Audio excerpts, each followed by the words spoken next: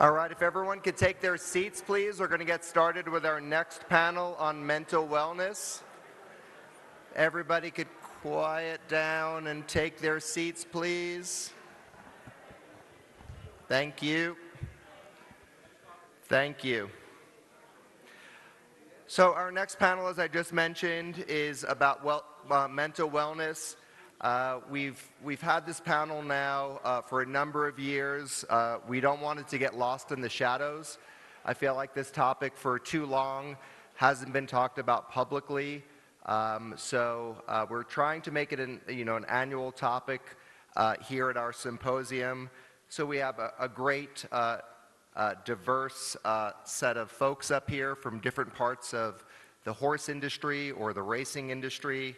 I've gotten to know Trevor fairly well over the last couple of years, and he's been just such an advocate for our sport, and thank you so much for everything you're doing. So I'll turn it over to Bailey Armour, the moderator of this panel.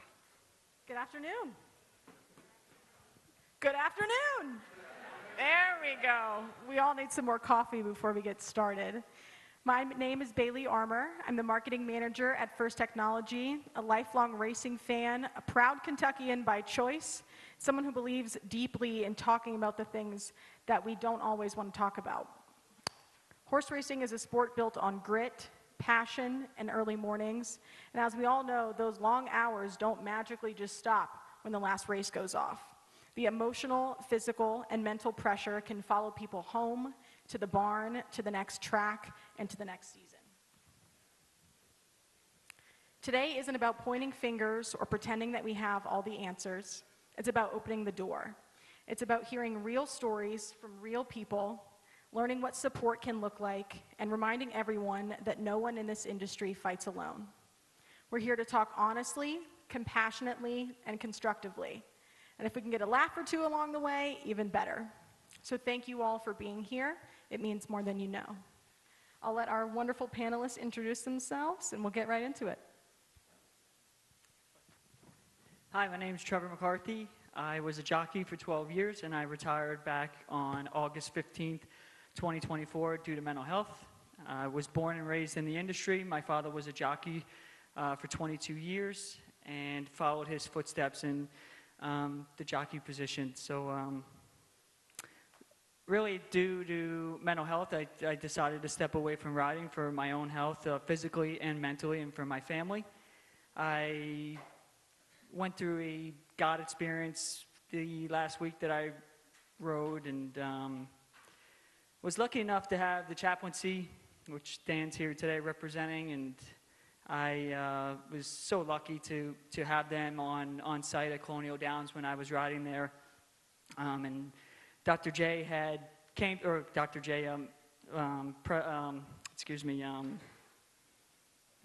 I can't remember his last name, but he came to me and he said, hey, I want you to know that God has reached out to me about you, and I want you to know, and God wants you to know that we're here for you.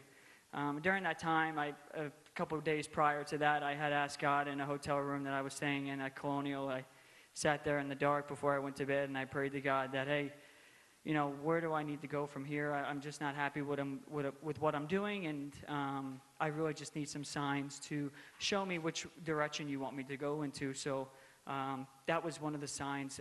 So it was really emotional for me at the time, and I still do kind of get emotional about it, but it was a really great experience. And then I kind of went home, and I had a panic attack. I went back to Saratoga a few days later, and was there, and I ended up having a panic attack, and I was in the hospital till about midnight, and I had to jump back on a plane at 5:30 a.m. leaving out of Albany to go back to Colonial to start riding there for a few days. So that was another experience that I went through. When I got back down there, I was doing my therapy and things on my own to kind of get me through of what I needed to get through, and kind of do that work that I needed to put in to get through my mental health. So when I was on my Zoom meeting, I was in my jock clothes, and it was 2 hours before post time, and I rode the car to Colonial that night, and I was on the 8-5 favorite in the stake. And I was on a marriage counseling call with my wife, Katie, who's here today, and my therapist at the time, and they said, I got really upset. My wife had to get off the call, and I ended up getting kicked off the call myself because a friend of mine who I had met 10 months prior over a phone call, Michael Bingaman, who also is part of the chaplaincy, had reached out to me, and we got connected together because of mental health and what jockeys go through, and the advocate that I had been. And I had reached out to Terry through the guild, and I said, Terry, we have so many guys that keep coming to me, and I'm not a licensed therapist.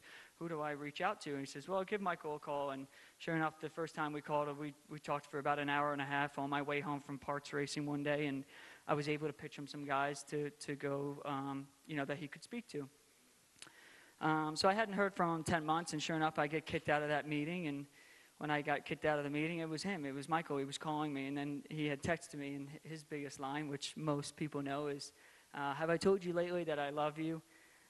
So it was really cool. He had reached out, and he said to me, I saw your name in my contacts, and I just felt the need that God had reached out to me to reach out to you. So right then and there, I had read that message, and I got back on my Zoom meeting with my therapist, and I said, she had asked me, what are you going to do now? Your wife's upset, and you're going through a hard time. She had to get off the meeting. Well, what are you going to do? And I said, that's it, I'm done.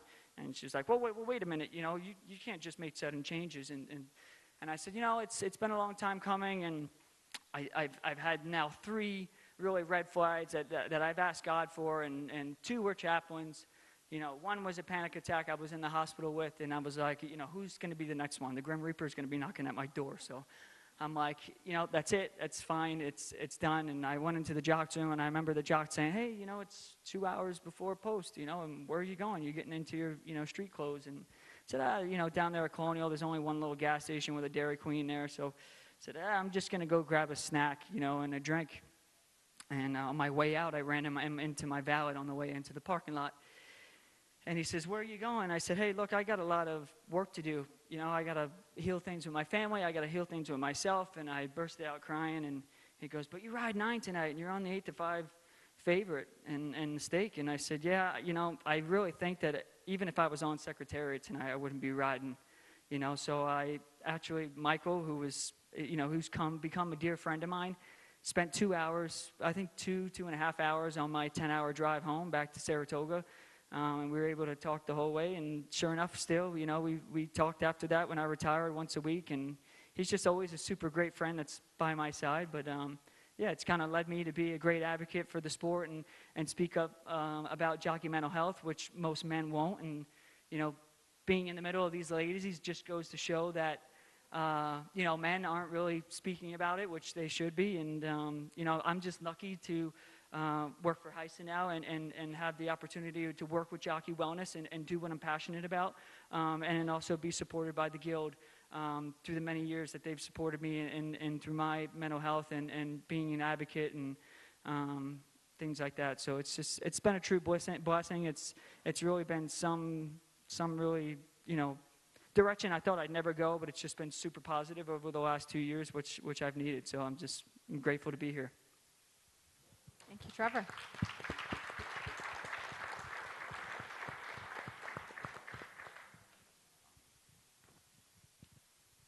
Just start hollering. Hello? There you go. Oh, okay, great. I was like, how do you turn it on? Hi, everybody. I'm Tasha Saunders. I work for OnRise, which is a mental health solution for athletes and shifting into what we are calling modern heroes, because we know it's not just athletes that need support and help.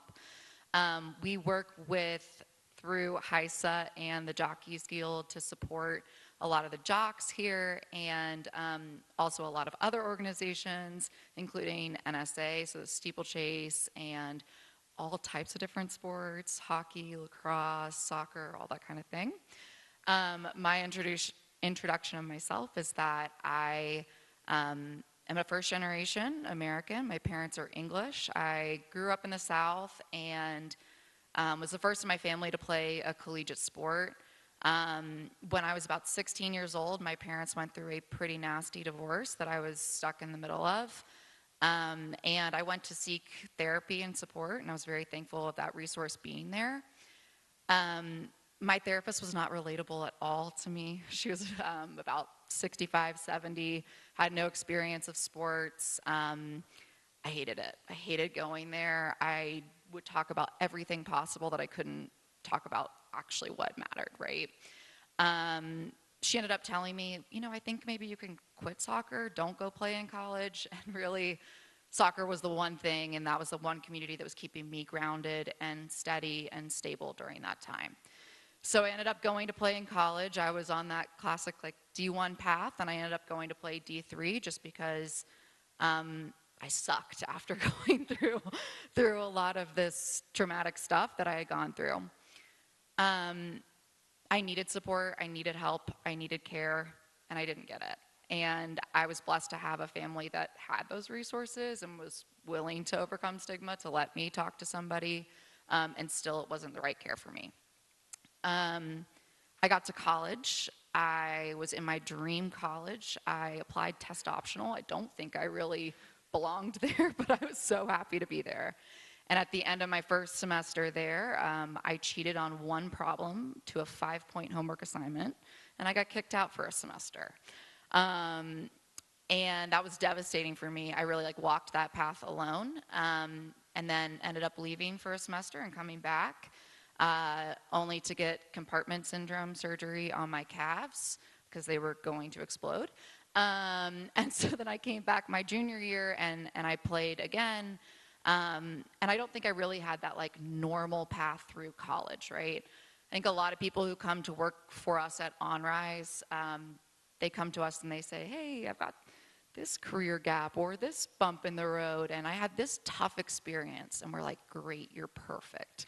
We do not want the normal, perfect resume to come and work for us. We know that there are a lot of struggles that everybody goes through, and that makes you more relatable to other people who are going through those things as well.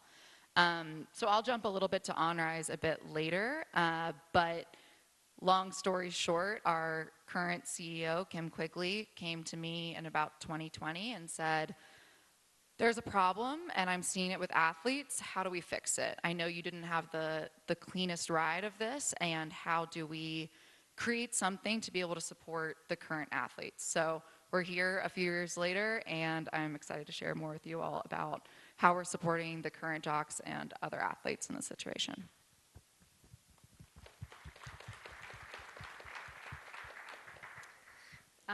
Well, first I want to start off by thanking you, Trevor, for your courage to share your story, because I think you're absolutely right. This is where it starts.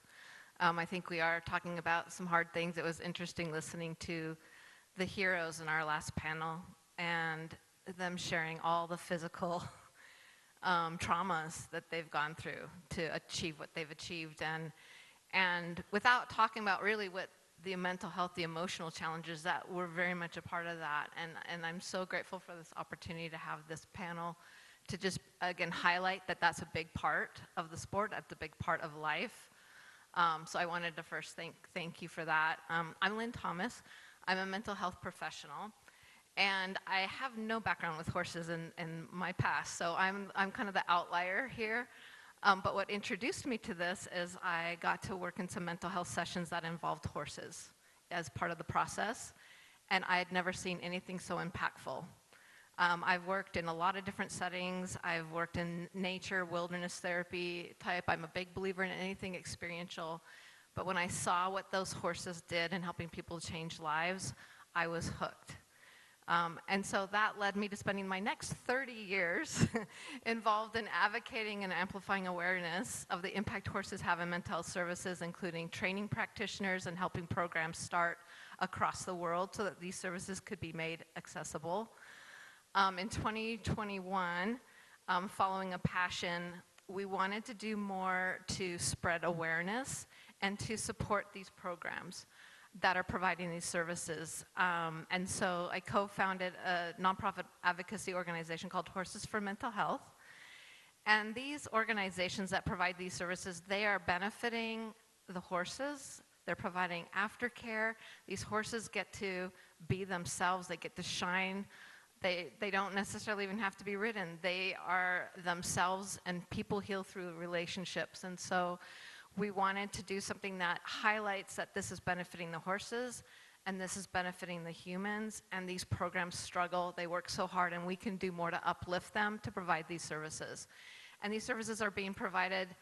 I mean, mental health is a main issue across the world. So we wanted to do more, and we knew that we could by coming together and doing,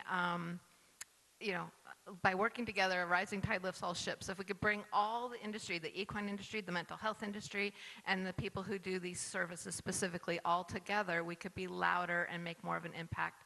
So we started an annual campaign, and very fortunate that Zoetis, the animal health company, saw the vision of doing something that's never been done in the equine industry at least, which is a peer-to-peer social impact campaign done each May, Mental Health Awareness Month. And what makes this different as well as the money that not only are we spreading awareness, we're getting celebrities, influencers, and all sorts of people involved. We make videos, we share stories, but all the money that's raised goes directly to 100% goes to the programs. In the 4 years that we've done this campaign now, we've been able to raise over $2 million that has benefited directly 200 local programs. And it grows each year, and we're anticipating and envisioning that this is just going to keep expanding so everybody knows about the benefit horses can bring to mental health services. And our hope in our conversation today is we're also going to show that even though those of you who work around horses every day, involving horses in mental health services is hugely impactful. It's not the same thing as being around horses every day, especially when it's part of your job. So I'd like to also share, I'm going to pass it over to Sally because her program is one of the ones that we're so honored to support and elevate and support overall. Thank you.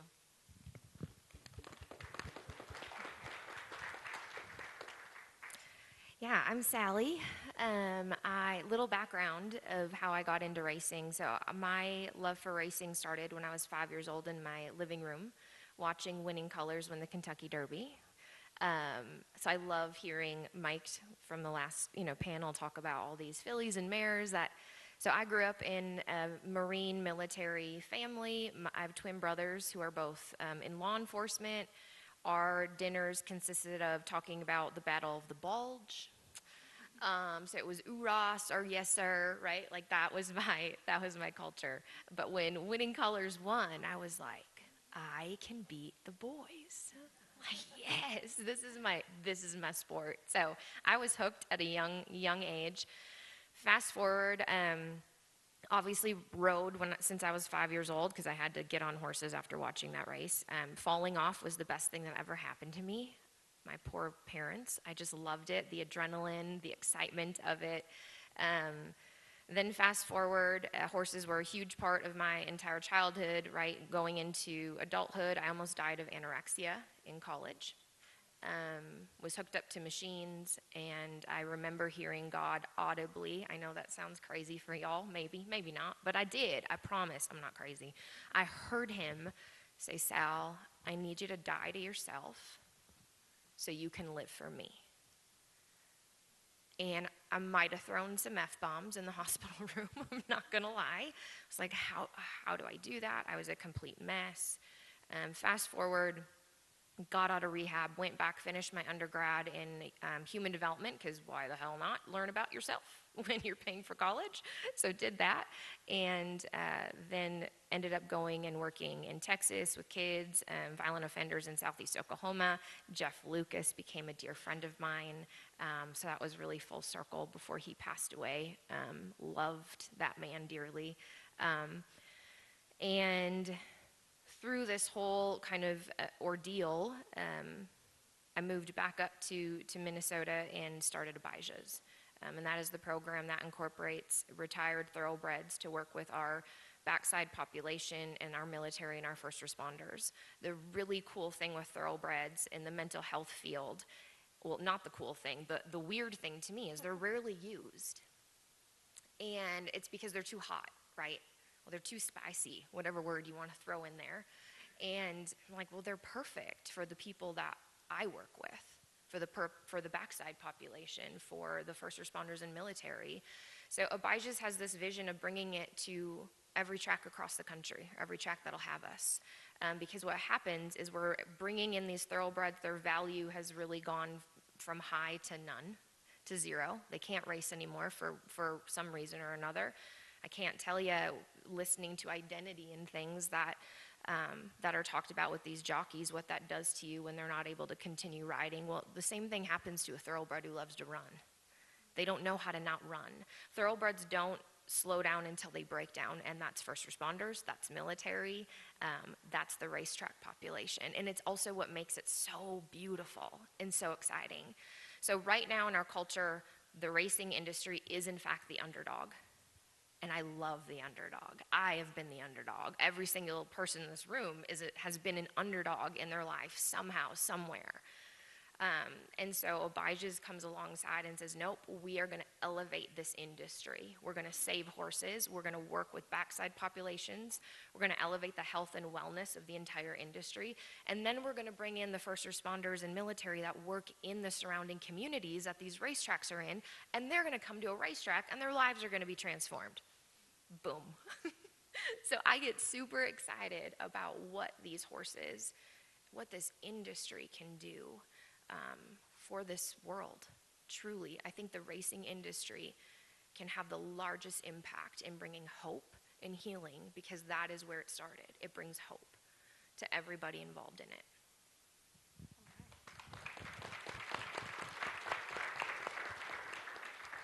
For each of you, could you share a moment in your racing or your professional journey that taught you something personally about resilience? For me, I kind of had to learn, having that experience of, for me, it was really lashing out and taking work back home and being frustrated, not knowing how to deal with it. So I had to kind of put in the work, and I knew physically how to train myself, but I didn't know how mentally how to train myself. So, and I didn't have any education on it. There was no resources for me to figure out how to do that. I was on my own. So, luckily I had the support of my wife, who had pushed me to do therapy, and at the time I was in no way I'm doing therapy, no way.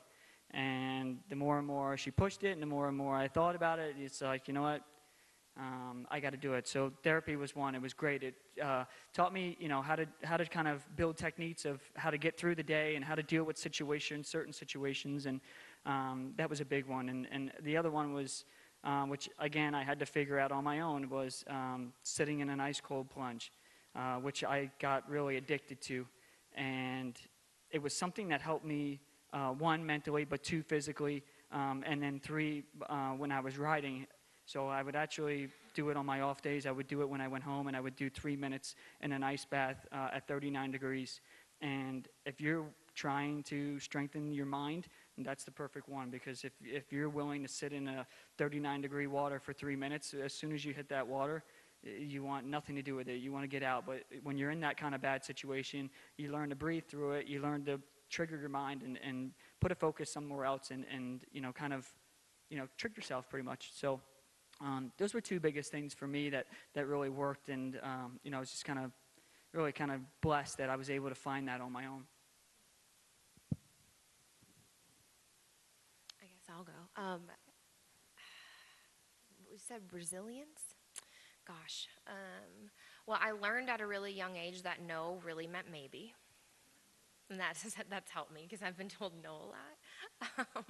So I just persevere. I'm an exercise rider, and so that, you take some nasty falls, and I have screws in my body, and that hurts, but it's so fun to get back up. And I will say, probably, was it 3-4 years ago, I was diagnosed with a really weird autoimmune disease, and I was on a very low dose of an oral type of medication that acted like chemo, and so I lost my hair, was going through a lot of personal things, divorce, all of those things, and riding was the one thing. I lived about an hour away in traffic from the track, so I'd wake up at 3:30 in the morning, and I'd get in my car and I'd go. And there'd be days in between horses where I'd be throwing up behind the barn. And the trainer that I worked for, Brunel Roan, sweetest man in the world, he pulled me aside and he's like, Sal, until you say no, I will put you up on any horse you want.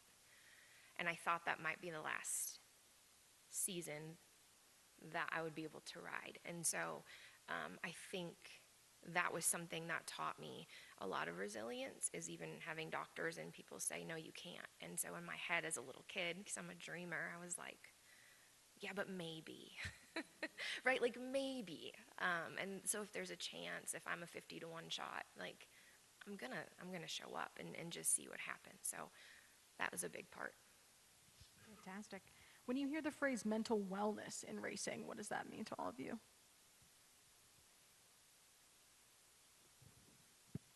Mental wellness for me was kind of, at first it's kind of that stigma of, having a mental issue or suicide, which is not really the case.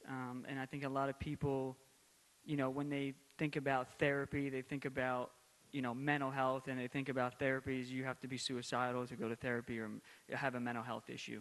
And that's not really the case. It's a lot that can be prevented, that can, you can, do the work before you get to that point. And I think there's a lot of people that, are in that kind of error where they just need help on the situation that they're dealing with at the time. So that's kind of more of what kind of mental health means to me. Yeah, kind of just to build on that, to me, it's about hope. So much time is spent on, the physical side and strength training and nutrition and all these things that we do, and yet sometimes for some reason there's a belief system that mentally we just should be naturally tough and there doesn't need to be any working on that, or there doesn't need to be anything to support that. There is support, there are solutions, there are ways that we can, in our deepest moments of despair and struggle, there are things that we can do to support each other and to get through it and get to the other side. And so my hope is that mental wellness is about, hope and possibility. I think when I saw this question originally that you put forward, it was supposed to be a softball question. I was like, how do you want me to define my entire career? Like, what does mental wellness mean to me? And I've sat with this for a few weeks now, trying to figure out how I could possibly say this. And I didn't want to walk away today being like, did I say everything I wanted to say about that? So I did take some notes because I really want to make sure I get this right and what I say about this. When I think about mental wellness in racing, I think about the athletes that genuinely love to compete, right? I'm thinking about the ones that have that fire in them that really matters when they show up every day. I think that's important to note from the start because we still are dealing with a lot of stigma, right, of people who see mental wellness as weak, right? I'm talking about the ones that are the strong ones that you see on the outside that you would never think would deal with mental wellness challenges, right? And I think mental wellness is about that drive without asking anyone to sacrifice their humanity for it. I think it's about knowing that you can be fiercely competitive and still have the space to feel and to struggle and to breathe and to be a human or a person. I think that's something in athletics that we've lost sight of. We see athletes as superhuman, almost gladiator-esque, right? And to me, mental wellness means being met with care and not judgment. It means recognizing that the real people behind this billion, potentially trillion-dollar industry that is sports deserve to be taken care of, that this industry is not possible without these athletes, and that they're not an afterthought, that they're actually at the center of all of this, and that we have to take care of them as humans. That their stress and their grief and their burnout and their joy all count. It is not just their performance that counts. And I think most of all, mental wellness to me means that you don't have to earn care, that support is not a reward, and it's a basic human need that doesn't change just because you're an athlete. So that's really what I wanted to make sure that I said today. Yeah, That's incredibly well said. I'm so glad that you shared that with us. Now, for all of you, was there a moment in your personal life that you realized the pressures you were facing were affecting you more than you realized? What was that kind of light bulb moment for you? Yeah, I put a lot of pressure on myself, but I also had pressure from owners, from trainers, from bettors. That was really hard for me to deal with, especially coming from a person who's super competitive. I had a very high desire to win races, and having that pressure on myself, and then also pressure from, again, bettors, owners, trainers. My father was a jockey for 22 years, very successful jockey, so a little pressure there as well is of making him proud and making my family proud, and also pressure to financial pressures as well to, give my wife and my child the best possible life. And I always knew, I always had to carry this pressure on my back that tomorrow could be my last day. I could fall down tomorrow and I could be paralyzed, or I could be a vegetable, and my family wouldn't be set, or it would never be enough. I could have a large amount of money saved and it still wasn't good enough, knowing that, I wanted to give them the best life possible. So I always carried these burdens on me, with all those pressures, and even the pressure to perform. And Mike, and I think maybe it was Lafitte that brought it up, was more of the relief from winning, when they asked the question of a relief of winning. And that was what it was for me the last few years.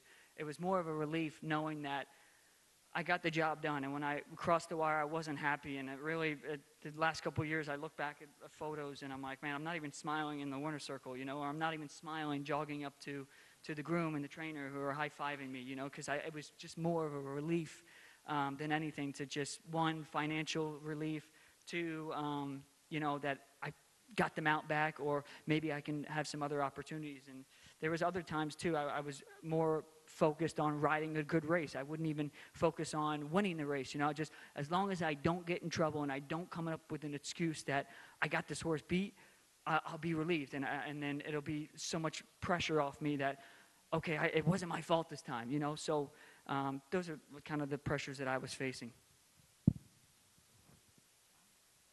Yeah, I think to add on to that, pressure, in my story, a lot of the pressure it's this idea of not being enough, right? And even goes back to your last question, like mental wellness, and it's this idea of, you are enough, no matter if you win, no matter if you're second or third. It's not your identity. And I think so often with athletes, so often with military and first responders, enough isn't good enough, right? It's got to exceed. It's got to be, winning isn't enough, especially when I think about some of the Navy SEALs I've worked with. Winning isn't enough. You got to do better than that.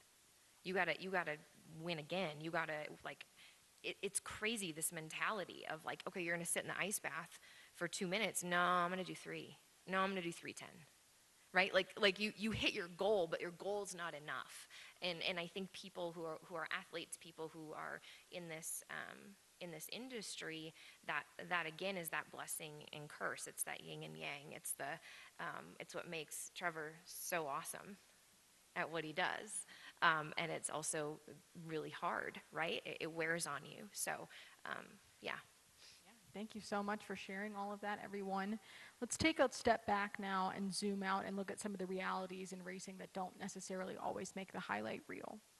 Trevor, you've lived this jockey lifestyle, and now you're working on the wellness side. What mental challenges do riders face that outsiders rarely see?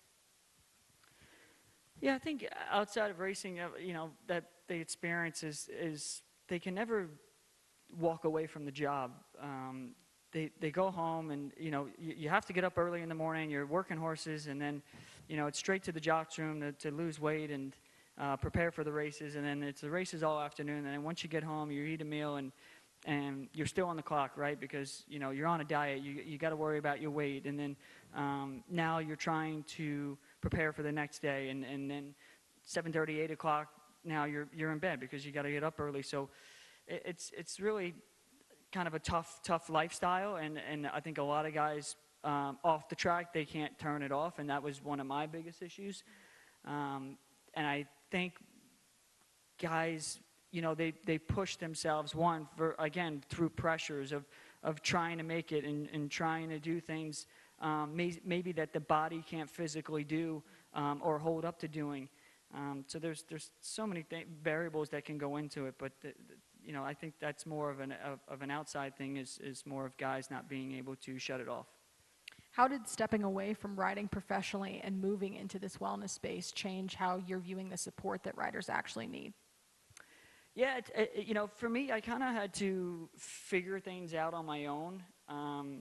And I went into real estate investing, and I started doing that before I retired from riding. And my wife and I got married, and we kind of both made that decision that we would like to, at one time, get into real estate investing, which has been a great journey for me. But at the time, it's been a little bit slow. Starting out, you know, building a team of people, it's been a bit slow. So, you know, I was kind of stumped one day and probably driving her crazy, and she says to me, you know, you got to find something else to do. You're not staying busy enough. And I'm like, yeah, I do. I'd love to do something else, and, you know, kind of part-time. I can only, you know, I'd be in the house for 4 or 5 days and haven't left with the kid, and, you know, we'd just be playing and doing all sorts of goofy stuff, and she'd come home from Aqueduct, and the house would be in shambles, you know, and she'd be going nuts. But so I really just kind of, you know, I got lucky where I went down to the fly-in in D.C., and Lisa had pulled me aside and said, hey, look, you know, I'm really wanting to open up a new position of Jockey Wellness, and would you be interested in working for us as a consultant? And I was like, wow, 2 days ago, my wife was just, you know, ready to kill me, and I'm like, this is perfect. So it's been great. You know, we've been able to really build some really great resources through OnRise, which has been super helpful, and we got the therapy and the psychiatric kind of program, and then now we have brought on a nutritionist as well, and then come January 1st, a career counselor. So a lot of great things to come. Thank you so much. Can you expand on some of that? Of course, we know that the culture in the jockeys room is traditionally pretty tough. What shifts are happening in that culture, and what still needs to change?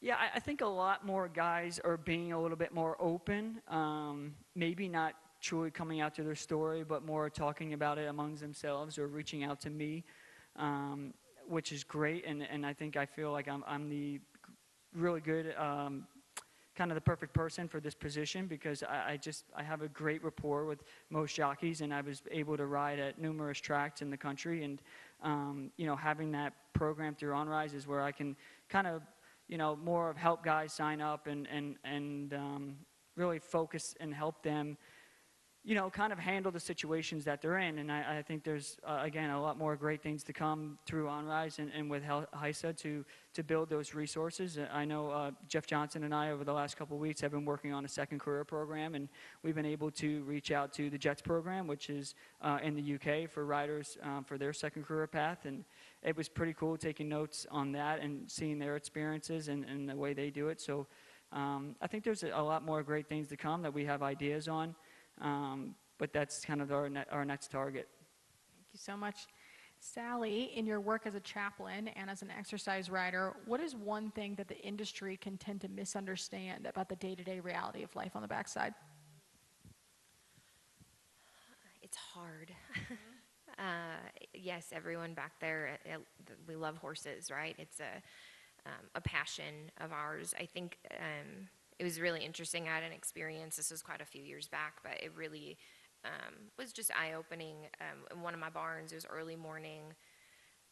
My dear, wonderful friend Martine, who now I ride for, he was a jockey at the time, and he said his face was just went white, and he was looking at his phone, and I pulled him aside, said, you know, what's going on?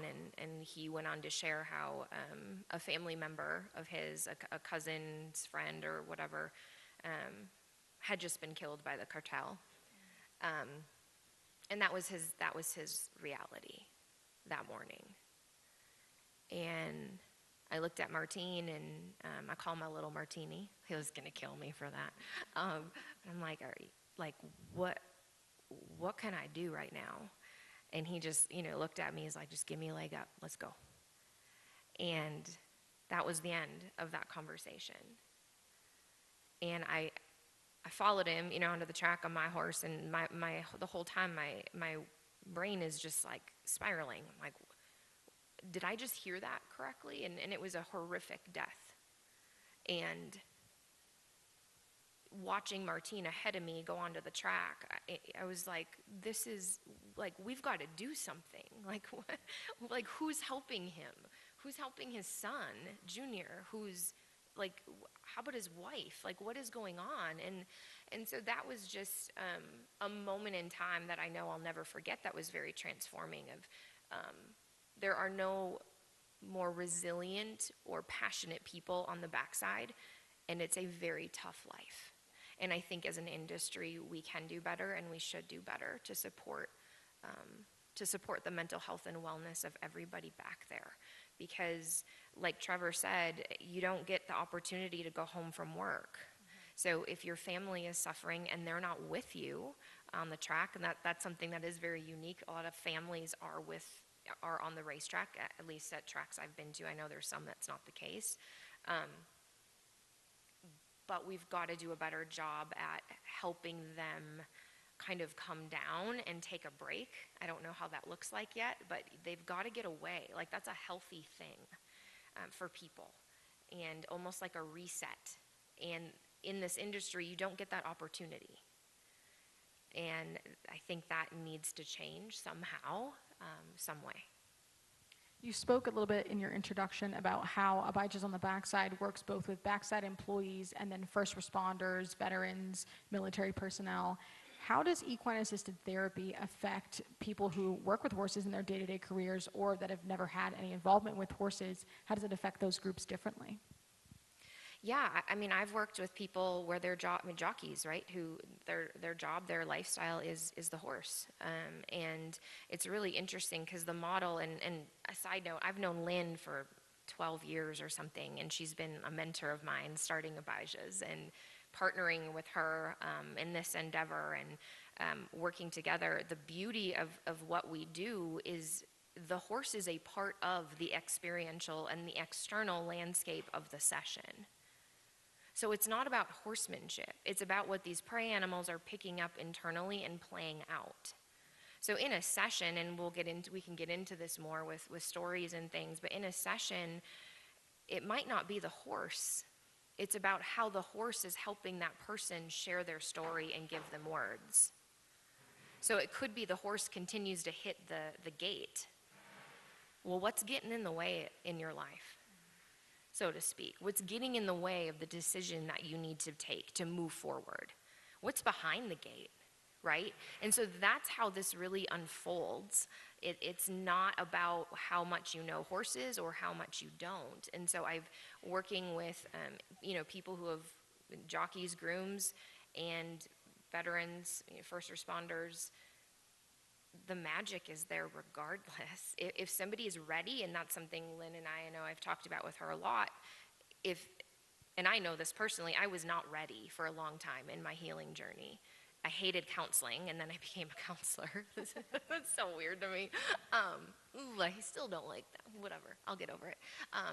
But there's something about being ready, and when an individual who's hurting is in a state of readiness, who they're like, I'm gonna change, and I'm gonna switch over, like, you got to that point, that is when the magic happens. It doesn't matter how much they know horses or not. It doesn't really play an impact from what I've seen in the 10 years of doing this particular work with Lynn. Yeah, that state of readiness and that point of getting to the point where you're willing to ask for help and you're willing to ask for a change. For all of you, the culture of racing so often celebrates toughness. How does that culture prevent people from asking for help and getting to that point of change? Yeah, I think a lot of people, again, are just kind of stuck in traditional ways of stuffing things down or not very open about it because, of a stigma of being weak or, really having, maybe, and for me, this was kind of for me when I was kind of spoken and I did my first panel at the Racing Hall of Fame in Saratoga, just after we had 2 jockeys commit suicide. That was my first one, and that was super tough because here I am, I'm speaking out in front of numerous trainers that I'm either riding for and some of the biggest trainers that I'm riding for in the industry. and some of the biggest owners in their industry, either that I'm wanting to ride for or are riding for, and then my fellow riders that were there, and then their families as well. So it was very hard to be open about it, and I knew the day that Avery had committed suicide, who I was very close with. I was actually very close with both of them, Alex Contrari and Avery Wisman. But I knew right then and there, I said, ended up saying to Katie, I think I posted something on Facebook, how, the struggles that jockeys deal with. And I had somebody reach out to do an article. And when I did that first article, it blew up. It was like, now I'm the guy that's going to, keep doing the articles and the numerous podcasts and interviews, which most guys didn't. And I had so many that day in the Racing Hall of Fame. Jockeys kind of like, give me a pat and a thumbs up and kind of walked away. And, I had more of the wives come over and tell me, hey, don't you dare think that my husband isn't dealing with the same thing that you are. So it's more now. I think it's a lot more people are talking about it, but I think back then when I was more open about it and at first open about it, it was like, hush, hush, because they didn't want to ruin their business, right? And I think to a point that it put a little hurting on my business, but at the time I kind of was already getting into real estate investing. I was already setting myself up to do something else. I had 1 foot in and 1 foot out, and I said, I had 2 friends commit suicide, and I can sleep good at night knowing that I'm doing the right thing and I'm talking about this. So if maybe my goals and maybe my dreams aren't what they should be, maybe it's not going on and being a Eclipse Award winner as a jockey. Maybe it's not winning a Triple Crown race or a Breeders' Cup. Maybe my purpose is different. And I actually talked to Michael Bingham, and we were communicating on my way down to Florida. I drove down to Florida to support my wife, Katie, who's riding there for the wintertime, and we were talking about purpose. And he was like, well, what is your purpose? And I'm like, I don't know. He's like, wait a minute, you don't know what your purpose is? No, I don't know. I've never really thought about it, And I'm like, I'm a real estate investor, and then I'm working on jockey wellness now. Like, I don't know. Like, well, I know what it is, but you got to figure it out. You got to call me back. And I'm like, all right. So then I thought about it, and I'm like, I guess my purpose is helping people. I'm fixing up houses in middle class communities where I'm helping people, being able to buy affordable housing, and then I'm helping jockeys as well through mental health. So I figured out my purpose. But not to get too off topic, but I think more people are really starting to warm up because they know how important it is. And the more I talk to guys, I kind of more say, hey, you have a problem, you have come to me with a problem. Do you see anybody else struggling? If there's anybody else struggling, you need to be that big brother. And instead of, obviously we all are competitive and we all want to win, and we're all in the same locker room and we're not willing to help out. But at the same time, we need to change that mindset. And when you see somebody struggling, don't look at it as, oh yeah, there's my chance to maybe get a good horse off that guy because mentally he's not doing really good. It's, no, we need to go over there. You need to lift them up and just say, hey, you got beat a nose. It's not a big deal. That was a big grade 1, but, you did everything right, or you did your best, and instead of, attacking guys or putting guys down and saying, hey, now I'm going to go after that mount. That's a really good horse, and maybe there was an excuse there that I can kind of take advantage of that weakness. So the Jocktoom is a little bit of a difficult, kind of weird brotherhood, but I think now a lot of people are changing and more talking about it, which is great. I think real quick to add on to that, I'm a visual person, and so a lot of jocks I've talked with and other people, other clients, if you've ever ridden, it works well with exercise riders and jockeys, but every single one of us has been run off. Every one of us. It's super fun. And there's this moment when you're like, I'm just gonna die here. Like this is my day. This is my time. And you pull, right? Our reaction, not response, our reaction is to just pull harder. And you bite the reins as hard as they're biting that bit, and you just bear down.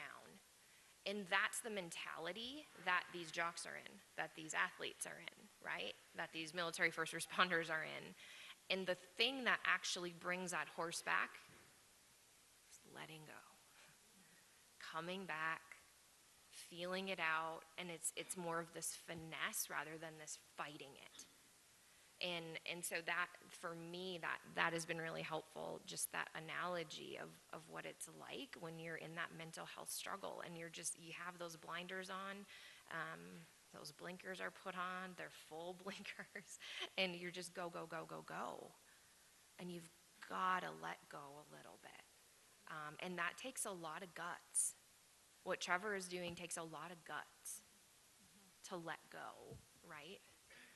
And I think as more and more people do that in sports in general, in this industry, that will be more honorable than anything. But it takes guts. And anyone in this room who has been on a horse that is running off on you knows it takes guts to let go a little. And that has really sat home with me, I know, and something I think we can learn a lot of. Again, another really cool how the horse teaches us stuff. So That's fantastic. We've talked about finding your purpose, opening these doors to these conversations, letting go, and learning to relax into this kind of attitude about mental health and wellness. Now, let's take a look at some of the systems and organizations that are working to change these attitudes. We'll start with you, Tasha. At OnRise, you're seeing our systems from a high level. What do you think are the biggest structural barriers to mental wellness in the equine or sports world?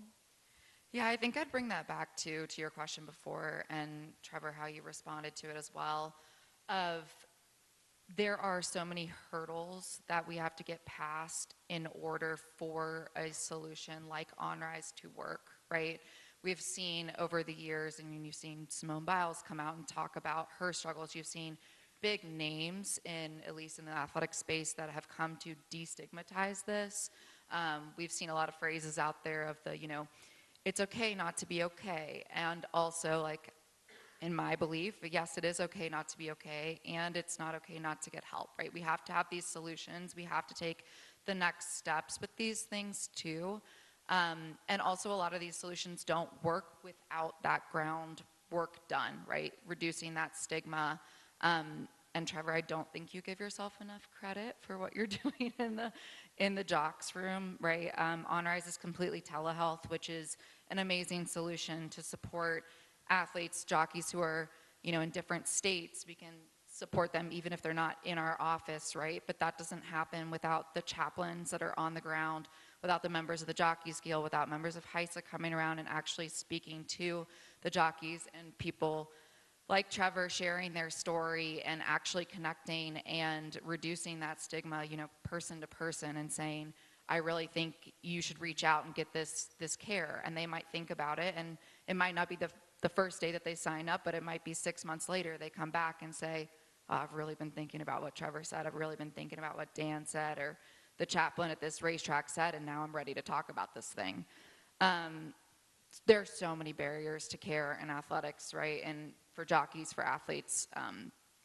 And the first one I would say is access. If you are in Monday through Friday, 9 to 5, that doesn't work for athletes, right? You have to be able to create access for them. The second one I would say is relatability. I talked about my therapist at the beginning. She didn't look like me. She didn't sound like me. She didn't talk my language. She didn't know my sport. At OnRise, we hire former collegiate and professional, semi-professional athletes. We train them to be able to give that peer-to-peer support, so that when somebody says, no, I know what it's like to break your collarbone 13 times and still get back on that horse, they genuinely know what that's like, and they're not just looking at you like you were somebody in a different world doing something completely different, right? Yeah. And then also just affordability too, and making sure that we are keeping that pricing low and things like that. So I wanted to make that quick so we can keep going. But I do think reducing that stigma so that we can implement these solutions is really important. Outside of referrals to OnRise, are there any other practical pathways to care that racetrack ownerships and employers can start to fund? Yeah, I think it's really that we, culture is created based on what we reward, right? So when you see those little moments where you can acknowledge somebody at your racetrack for something that doesn't have to do with just performance, that goes a long way. I think that besides, literally posting different things about resources and knowing who to turn to. It's really important that we are creating a culture where we are checking on each other. One of the biggest ways that you can reduce suicide is asking people if they're okay. A lot of people think that you should not ask, are you thinking of suicide? It's a very important question to ask when somebody is in that situation. It doesn't put that idea in their head. If it's in their head, they're already thinking about that. They want somebody to ask them if they're okay. So check on your people. If you want more training on, okay, that sounds really scary. How would I possibly ask that question to somebody around me? Mental health first aid is a great resource to go through. Good training. HISA does it too. But really creating those touch points to be able to create that culture within your racetrack or your industry. Are there any innovations in the mental health space that you've seen recently that you feel are exciting for our industry? Yes, I think, and I'm making this prediction, we've seen this big shift towards AI, and I think that we can go towards a more tech-enabled, human-centric version of care. And so I'm excited to see where that brings us, right? We can use tech to enhance what we can bring to care, but at the end of the day, it's got to be that human-to-human connection. Absolutely. Or horse-to-human connection, too. There we go. Now, speaking of the horse-to-human connection, all the way down there at the end, Lynn, what do you think makes the horse-human predator-prey bond such a powerful tool for emotional healing? Well, I imagine many in this room could probably even answer that question, because I think so many here are here because of your love for horses. There is something different about horses than other animals, and I am a big believer, like I said, in getting out in nature. I'm a big believer in animals in general. And horses have a way of helping us see ourselves and look at ourselves and confront things in ourselves in a way that actually feels still safe. These are hard things to acknowledge that we might need help or that I'm struggling. I like to share the analogy more kind of along what you were saying, Sally, of, you keep stretching a rubber band, eventually it snaps. And where's that rubber band right now? And what needs to happen? And the number one question I get asked all the time is, well, but why would someone want to go to a mental health session involving horses when part of their stress is their job and their job is around horses? It's a very different experience when you're interacting with a horse in a different way. You're being guided in that process by a mental health professional, and the horses do things. In fact, most of what happens in mental health sessions involving horses involves no riding, like Sally was starting to share. Most of these programs, it's about that relationship, it's about that connection, and the horses start playing out because of their nature. They read what's happening inside of us, and they start playing out what's in here, and they put it out there. And next thing you can see it. Just like an example, and this actually really happened, and this client said, I just need to work on I need more order and organization in my life. And at that moment, what'd the horse do? Picked up buckets, throwing the buckets with brushes all over the place, knocking over the cones, knocking over this and that. And it's like, what's happening here now? The horse is bringing out the things that need to happen and help us look at it in a way that is actually sometimes even fun and entertaining, right? And they help us look at those hard things. And they do things in a way that I don't see other animals do. They do the things that just need to happen at that moment, at that time. And it helps us work through those things. So I think you might have some more thoughts on that too. Yeah, I think we've got a video from Abijah's, if we've got some time to play that really demonstrates a lot of this implementation pretty well.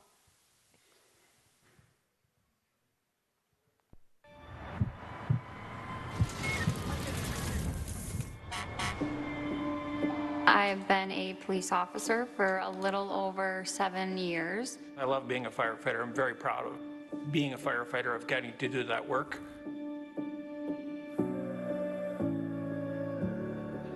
Abijah's is a mental health organization that incorporates horses to work with military, first responders, surrounding public who are struggling with PTSD, trauma, depression, anxiety. As I've been in the legislature, I've found that mental health has become a larger or more important issue.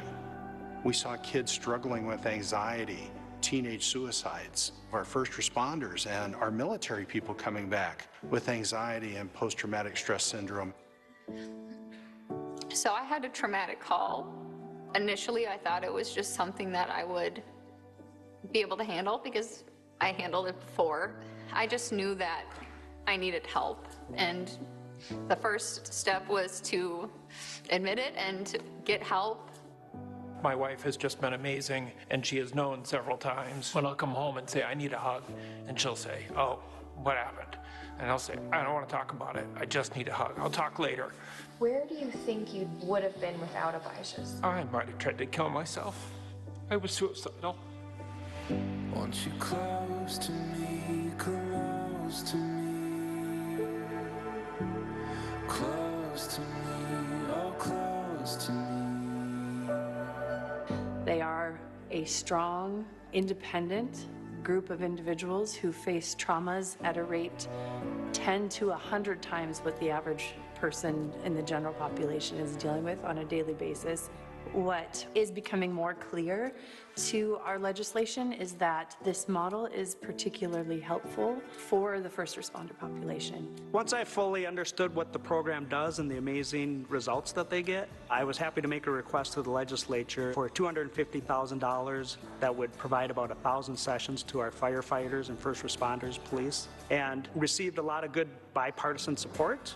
Based on the science, based on the experience that we already have, this seems like a great way to help people living with PTSD to be able to go on with their lives, to be there for their families. I think it's one thing to be able to name your feelings, like, yeah, I'm feeling sad, I'm feeling overwhelmed, but it's a completely different experience to see it in a 1,000-pound animal. I was in such a different place when I first started, and it's made me a stronger person, it's made me a better mom, it's made me a better wife, and it's made me a better officer. Needing mental health support isn't a weakness. I truly feel like Abijah saved my life. What I would say to other lawmakers around the state or around the country is keep an open mind. We ask our first responders to do so much for us. I think we owe it to them to give them the best type of therapy and supports that we can. Close to me, close to me. The Seen Through Horses campaign is so important because it's spreading the word as to what these amazing animals are able to do with people and for people who are struggling with mental health. And we need to increase that access across the country so every single individual from young to old can find a place in their state to get these services. My job is truly to see and bear witness to miracles, and it's because of the power of these animals.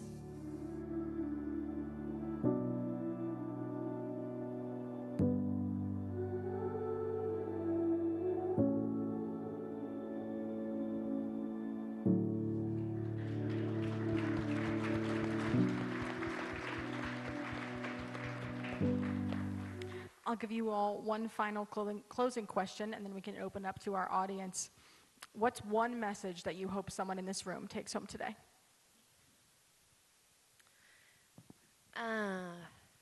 Gosh, I get choked up watching it because those are my people.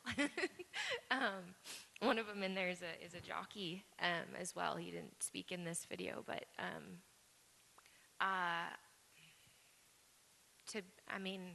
I would love if a track would give us a chance, another track, and to bring us to your home base, to help us save lives there, to help us increase the PR that racing needs right now. Because I promise you we will do it and we'll kick butt doing it. And there's just too many lives that are valuable, that are deserving of this opportunity. So I would love that opportunity to bring it to your track. Thanks, Sally.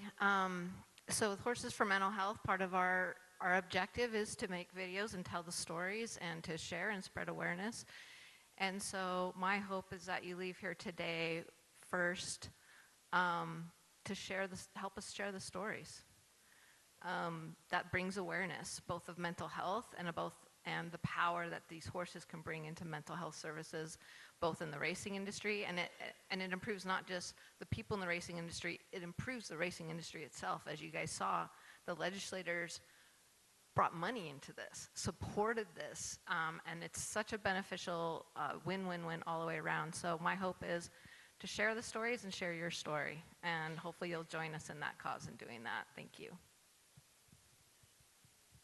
A message that I would like for people to take home is I think some people, can believe that, that we're only doing things for jockeys, and I think in the future that this is only kind of a test to put things in place for everybody in our industry, and to kind of all work together to really lift people up that we see, whether it's, maybe in the racing office or maybe on the backside, maybe in the barns,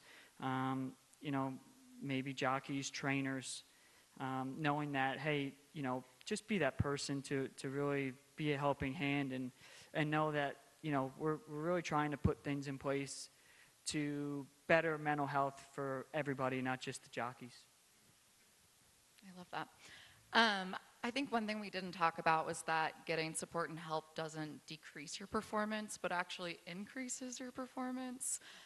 So encouraging at least like the athletes in your life, I think performance in your life as well, right? But being a better wife, being a better husband, being a better mom, reaching out and getting that help. Preventative care is so important, not just when something happens, right? Like reaching out and making plans before things happen. I think it's important that we're all checking in on each other, especially in these holiday seasons, asking each other if we're okay, and going about these conversations, just making sure that we're choosing love over fear and prioritizing and really helping friends and athletes in time of need. All right. We'd love to open it up for questions if anyone has any. Hello, everyone. I'd like to introduce myself. I'm Jockey Vernon Bush, and I applaud you, Trevor, for everything you've done. When I was your age, I wish that there was somebody that I could have spoke to. And this is one of the main seminars that I come all the way out from Florida to be part of and listen. And I had all the success in the world when I first started. And I was doing everything, and then all of a sudden, things just started going wrong up in my head. I like your father, I rode with your father and everything. I had to follow in my father's footsteps, who was very, very well liked and successful.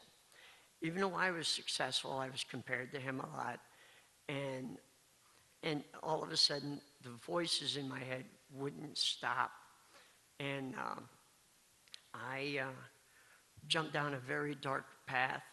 Instead of asking for help, I chose drugs and alcohol. For 37 years, I lived in that dark tunnel. Even though I was riding still, I would shut the voices off when I went home. The only place I ever found peace was when I was on a horse's back. And I rode a lot with your father. I rode a lot with Donna, and Donna can attest I was absolutely insane. I was insane. Yeah. Even though I was very successful, I couldn't handle. The only time, like I said, I was at peace was when I was on a horse's back. When my feet hit the ground, I didn't know how to deal with the trainers, the owners, my agent, reducing. It was just a total nightmare. And this panel here, I am so happy that we are now looking into our jockeys' health and everything, and it means the world to me, and just to hear you, Trevor, I've known you since you were a little boy, and I'm proud of you, and I'm proud of everybody on this panel. Thank you so much.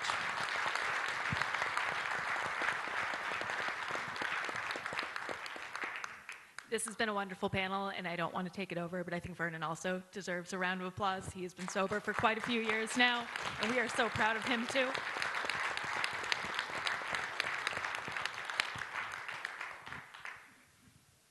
Thank you all so much. Thank you. Thank you. Thank